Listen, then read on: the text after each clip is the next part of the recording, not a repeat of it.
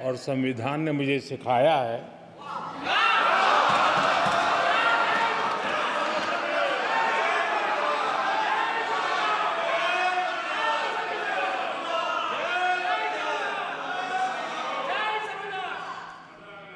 कि मुझे विपक्ष के नेता को गंभीरता से लेना चाहिए।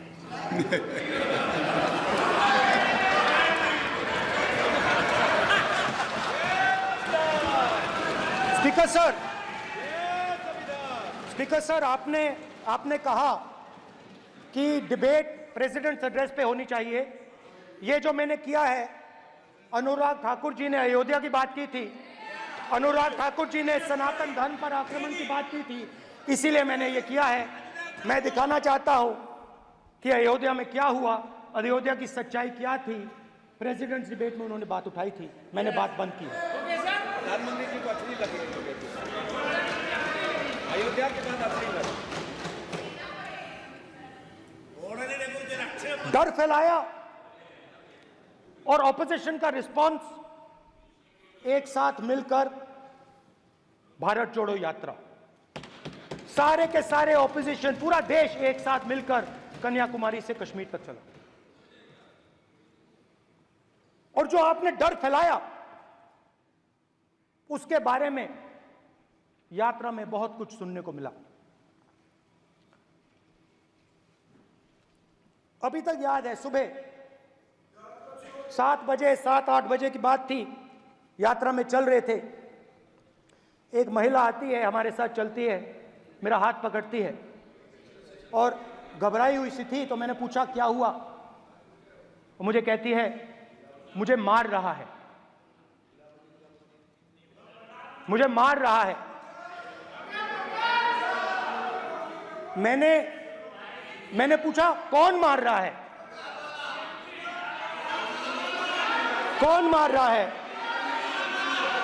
बेटी बचाओ, बेटी की दुविधा सुनाई नहीं दे रही, बेटी का दर्द नहीं सुनना चाहते, भारत की महिलाओं का दर्द नहीं सुनना चाहते। मैंने पूछा कौन मार रहा है, कहता है मेरा पति मार रहा है। मैंने कहा क्यों? कहती है सुबह का खाना नहीं दे पाई। मैंने कहा क्यों?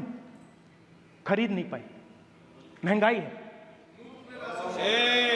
महंगाई है, खरीद नहीं पाई, खाना नहीं पका पाई, इसलिए मुझे मार पिट रही है।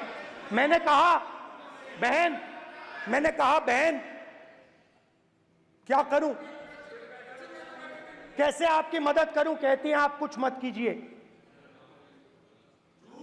आप कुछ मत कीजिए, आप सिर्फ ये बात याद रखिए कि महंगाई के कारण हिंदुस्तान में हजारों महिलाओं को सुबह पीटा जा रहा है। उसके शब्द हैं, मेरे शब्द नहीं है। गैस सिलेंडर, महंगाई, तो आपने गरीबों को, महिलाओं को डराने का काम किया। शिव जी कहते हैं डरो मत, डराओ मत। आपने हिंदुस्तान की महिलाओं को महंगाई से हर रोज डराया है। कुछ दिन पहले मैं पंजाब में अग्निवीर के परिवार से मिला, सुनिए अग्निवीर के परिवार से मिला। छोटा सा घर था, छोटा सा घर था।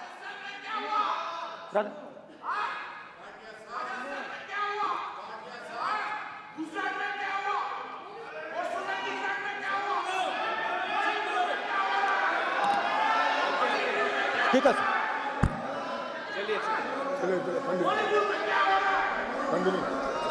छोटे से घर में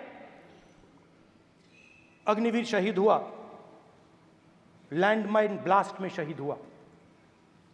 मैं उसे शहीद कह रहा हूं, मगर हिंदुस्तान की सरकार उसे शहीद नहीं कहती।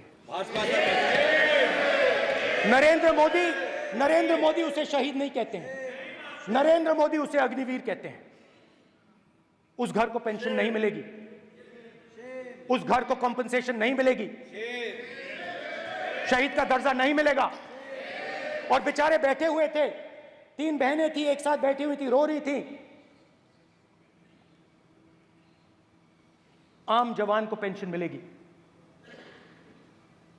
जरूर दुख होगा, मगर हिंदुस्तान की सरकार आम जवान की मदद करेगी। मगर अग्निवीर को जवान नहीं कहा जा सकता। अग्निवीर यूज एंड थ्रो मजदूर है, और आप उससे कहते हो, उसको आप 6 महीने की ट्रेनिंग देते हो, 6 महीने की ट्रेनिंग देते हो। दूसरी तरफ चाइना के जवान को 5 साल की ट्रेनिंग मिलती है, राइफल लेकर उसके सामने खड़ा कर देते हो, उसके दिल में भय पैदा करते हो। एक जवान और दूसरे जवान के बीच में फूट डालते हो कि एक को पेंशन मिलेगी, एक को शहीद का दर्जा मिलेगा, दूसरे को नहीं मिलेगा, और फिर अपने आप को देशभक्त कहते हो। ये कैसे देशभक्त हैं?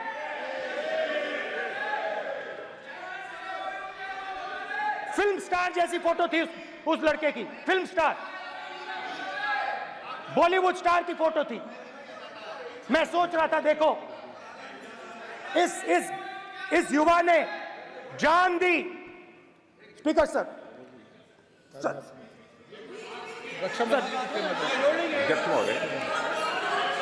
अध्यक्ष महोदय, एक आदमी सब पर भारी।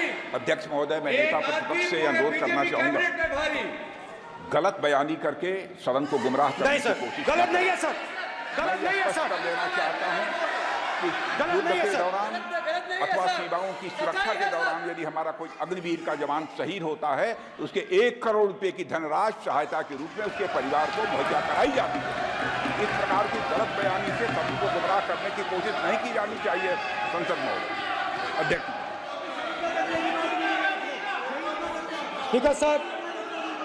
स्पीकर सर देखिए, स्पीकर सर देखिए, राजनाथ सिंह जी की एक राय है, मेरी एक राय है। सच्चाई अग्निवीरों को मालूम है, हमें बोलने की जरूरत नहीं है। अग्निवीर को किस चीज का सामना करना पड़ता है, शहीद का दर्जा मिलता है या नहीं मिलता है, कॉम्पनसेशन मिलता है नहीं मिलता है, पेंशन मिलती है नहीं मिलती है, वो उसको मालूम है। पॉइंट ऑफ ऑर्डर है मान्यवर। अब सदन के सामने 2 स्टेटमेंट हुए, एक हुआ विपक्ष के नेता का, दूसरा हुआ माननीय राजनाथ सिंह जी का, रक्षा मंत्री जी का। ये कहते हैं कि 1 करोड़ रुपया नहीं मिलता है। श्री राजनाथ सिंह ने अधिकृत रूप से कहा कि मारे जाने वाले अग्निवीर को जो शहीद होता है उसको 1 करोड़ रुपया मिलता है। उनको फैक्चुअल पोजीशन सदन पर रखनी चाहिए मान्यवर। ये सदन झूठ बोलने की जगह नहीं है मान्यवर, यहाँ सच बोलना चाहिए। और अगर ये नहीं रखते हैं तो उनको ये सत्यापन नहीं करते अपने स्टेटमेंट का, तो उनको सदन और देश से और अग्निवीरों से माफी मांगनी चाहिए माननीय।